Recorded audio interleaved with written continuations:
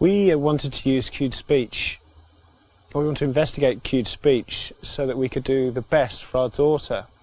Megan's profoundly deaf and has a single cochlear implant, but she also has cerebral palsy, so her ability to speak is seriously impaired.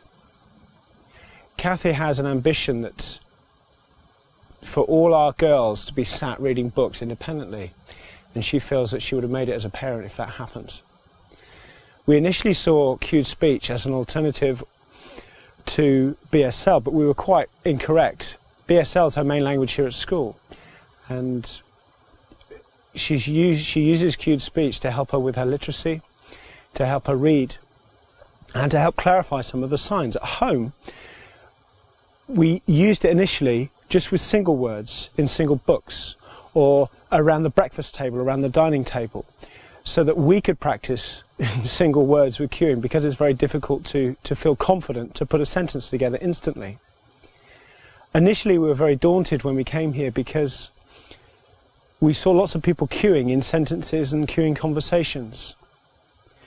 But it takes some time for a cuer to be able to cue in sentences. So we started with single words. We signed the word, and Megan signed the word, and then we cue the word. And we play this little game with Megan now, and we were playing it last night on a trip we went on, where we would cue the word and Megan would have to sign it back. It's a good fun game, and it's a great game for Megan to be able to cue and practice her cueing so we can sign it back to her. Now Kathy's reading short children's books and cueing them, and Megan insists that Kathy always cues them, so that's quite a challenge.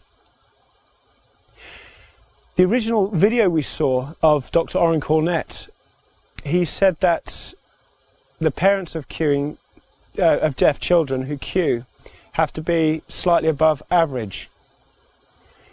Kathy's very, very motivated to use cued speech and to practice cued speech.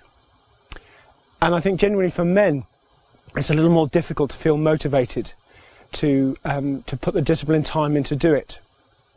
And I particularly had a real confidence problem with practicing because I want to be instantly good. But I feel that little games involving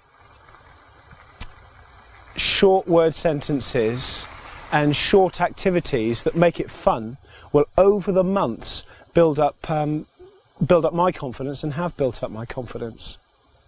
Those little word games, making it fun and laughing at each other because our cueing's so poor, is really helpful.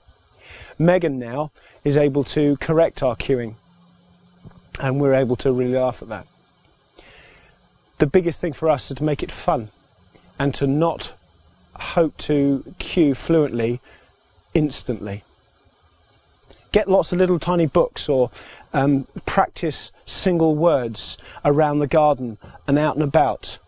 And in private, on the radio, listening to the radio, cue one or two words that you hear. And it all helps to build and build and build. And eventually, we've noticed that our progress is so good that we don't necessarily notice the progress we're making. We just get on with it. Man, she was so quick there. I know. I mean, the point there is that she is...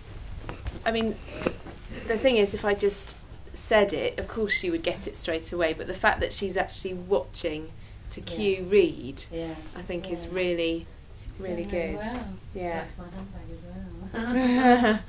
Yeah, done really well. That's Well done. Well done, you're clever. Yeah. But even when we didn't know who she was talking about with a D, Yeah. you didn't know who she was talking about, just to cue David, Yeah. we all got it. And Kathy's very understanding well. as well as ours. It is Yeah, really I'm good. amazed that she reads it so well, because she Yes. hasn't been learning for that long, really. Yeah. I guess we've been cueing for intermittently for 2 years, but not as a complete mode of communication, much more in this kind of games, looking at she wants the toilet,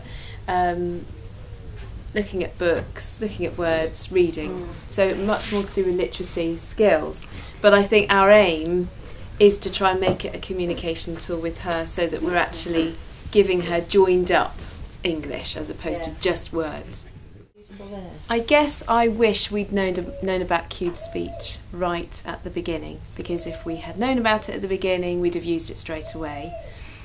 But having said that, Megan has received cued speech very, very well at a later stage. Megan is 8 and she's had much more cued speech in the last year.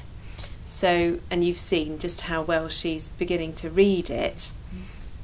So I think if we now use it a lot in a joined up way at home, that she's actually going to benefit hugely from that, both in terms of her language development and, you know, internalising a language which is English. But I think I would recommend her parents very strongly cued speech right from day one. That's not to say don't sign, because signing is the language of the deaf, so you can't not sign as well. But I think, you know, if you want your child to progress in terms of reading and writing, which we all do at a normal rate, then to start really young is the best way. But, you know, for someone like Megan, it's not a hopeless scenario. You can't think, oh, my child's 10, there's no point. I think that actually, you know, she's proving that you can pick it up at a later date and then hopefully catch up, make up the difference.